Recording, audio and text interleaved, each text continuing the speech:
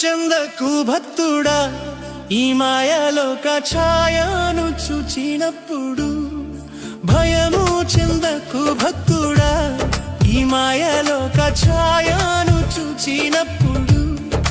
భయము చెందకు, నీకు జయము దయచేయువాడు. భయము చెందకు, నీకు జయము దయచేయువాడు. దేవుడే యెహోవాయున్నాడు, నీ సాయమునకు దేవుడే.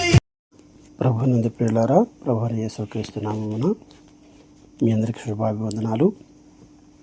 మత్తయి రాసిన సువార్త 6వ అధ్యాయం 10వ వచనంలో ఇలాగ రాయబడింది: పరలోకమందున్న మా తండ్రి, నీ నామము పరిశుద్ధపరచబడునుగాక.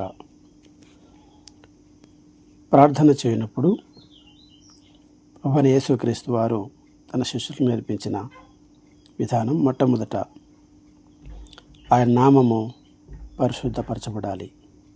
ఆయన పరిశుద్ధుడు, ఆయన నీతిమంతుడు, ఆయన నిందారహితుడు. మన కొరకు పరలోకం నుంచి భూలోకానికి దిగి వచ్చిన దైవ మానవుడు.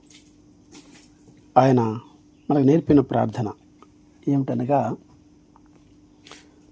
మన అవసరతలు తెలియచేయడానికి ముందు ఆయన నామాన్ని పరిశుద్ధపరచాలి, ఆయన నామాన్ని గొప్ప చేయాలి. రెస్పెక్ట్ బిఫోర్ రిక్వెస్ట్ అనే మాట మనకు తెలుసు కదా. ముందుగా ఆయన నామాన్ని మనము హెచ్చించాలి. ఆయన పరిశుద్ధుడు. నీ కొరకు నా కొరకు ఒక సాధారణ మానవుడుగా, రిక్తుడుగా, దాసుడుగా తను తగ్గించుకొని భూలోకానికి వచ్చాడు.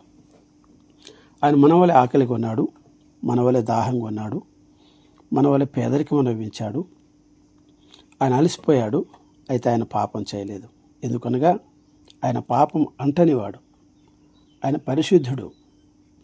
కాబట్టి ఆయనకున్న అనుభవ జ్ఞానం చేత, పరిశుద్ధత చేత అనేకులను నీతిమంతులుగా చేశాడు. ఆయన విశ్వాసం ఉంచే వారికి తన నీతిని ఇస్తాడు, తన పరిశుద్ధతని ఇస్తాడు.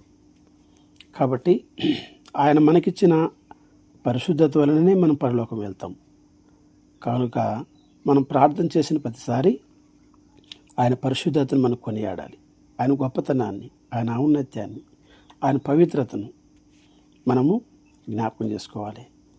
మన అవసరతలు, మన అక్కరలు, మన విన్నపాల కంటే ముందు ఆయన పరిశుద్ధతను మనం ఎక్కువగా కొనియాడాలని ప్రభువైన యేసుక్రీస్తు వారు మనకు నేర్పించారు.